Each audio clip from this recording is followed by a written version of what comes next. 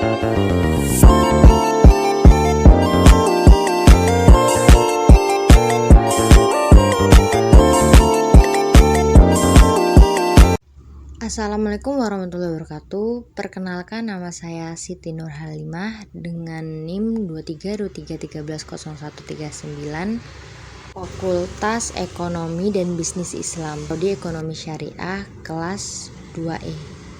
Baiklah, saya akan memaparkan materi mengenai sejarah pemikiran ekonomi Islam pada masa Khulafaur Rasyidin. Khulafaur Rasyidin berasal dari kata khulafa, berarti jamak dari khalifah yang memiliki arti pengganti.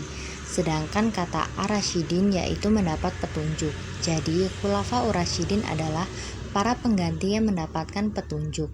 Khulafaur Rasyidin ialah para pemimpin yang menggantikan tugas-tugas Rasulullah Shallallahu Alaihi Wasallam. Sahabat Rasulullah Shallallahu Alaihi Wasallam yang menjadi Khulafaur Rasyidin ada 4 orang, yaitu yang pertama Abu Bakar As-Siddiq, yang kedua Umar bin Khattab, yang ketiga Utsman bin Affan, yang keempat Ali bin Abi Thalib. Keempat khalifah ini meneruskan perjuangan Rasulullah SAW dengan cara dan gaya yang berbeda-beda. Mengenai kebijakan di bidang ekonominya pun, keempat khalifah ini memiliki langkah yang berbeda pula. Pada masa Khulafaur Rasyidin ini, sistem ekonomi yang telah terbentuk berkembang lebih jauh dan menemukan bentuk yang ideal. Oleh sebab itu, video ini akan membahas sedikit mengenai bagaimana para Khulafaur Rasyidin menerapkan sistem ekonomi dalam masa pemerintahan, serta dapat mengidentifikasi apa saja hal yang menjadikan sistem ekonomi pada masa itu dapat berkembang begitu pesat. Pada masa perekonomian yang pertama, Abu Bakar As-Siddiq pada tahun 632 sampai 634 Masehi. Yang pertama, perekonomian berbasis pertanian. Abu Bakar mempertahankan dan mengembangkan sistem ekonomi berbasis pertanian yang sudah ada pada masa sebelumnya. Ia mendorong peningkatan produksi pertanian dengan memberikan insentif kepada petani dan mengalokasikan dana untuk pengembangan irigasi. Yang kedua, kebijakan zakat. Abu Bakar menegakkan kebijakan zakat dengan ketat. Ia menyusun aturan yang jelas mengenai siapa yang berhak menerima zakat dan bagaimana dana tersebut harus dikelola untuk kepentingan umum, terutama untuk membantu kaum fakir, miskin, dan orang-orang yang membutuhkan. Yang kedua, pada masa Umar bin Khattab pada tahun 634 sampai 644 Masehi. Yang pertama yaitu ekspansi perdagangan. Umar bin Khattab merupakan khalifah yang aktif dalam mengembangkan jaringan perdagangan Islam. Ia mengirimkan misi-misi dagang ke berbagai wilayah di luar wilayah kekuasaan Islam untuk membuka peluang perdagangan baru dan memperluas pasar. Yang kedua, pembangunan infrastruktur. Umar sangat memperhatikan pembangunan infrastruktur, terutama jaringan transportasi.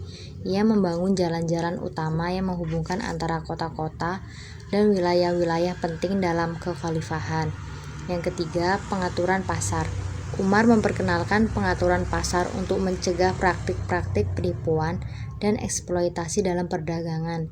Ia juga mengawasi harga-harga barang dan memberikan sanksi bagi pedagang yang melakukan pelanggaran.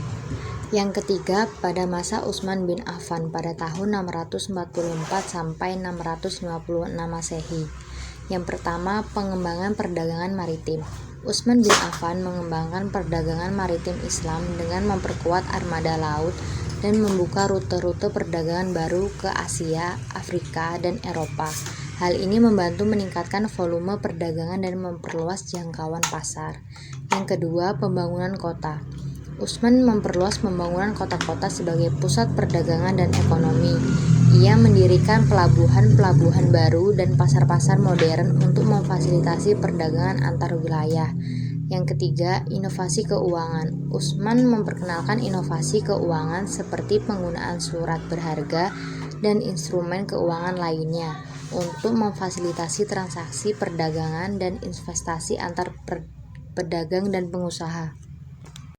Keempat, pada masa Ali bin Abi Thalib pada tahun 656 sampai 661 Masehi.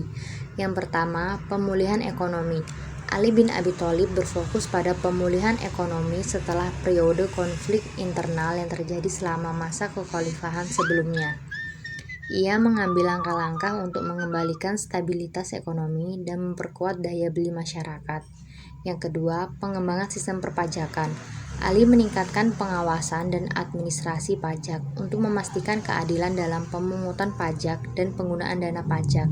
Ia juga memberikan insentif kepada para produsen dan pedagang untuk meningkatkan produksi dan perdagangan. Yang ketiga, pemberdayaan ekonomi lokal. Ali mendorong pemberdayaan ekonomi lokal dengan memberikan dukungan kepada sektor-sektor ekonomi yang ada di setiap wilayah kekhalifahan. Ia juga mempromosikan perdagangan dalam negeri untuk mengurangi ketergantungan pada perdagangan luar negeri. Kesimpulannya yaitu, masing-masing khalifah pada masa Khulafaur Rasyidin memiliki peran yang signifikan dalam mengembangkan perekonomian Islam.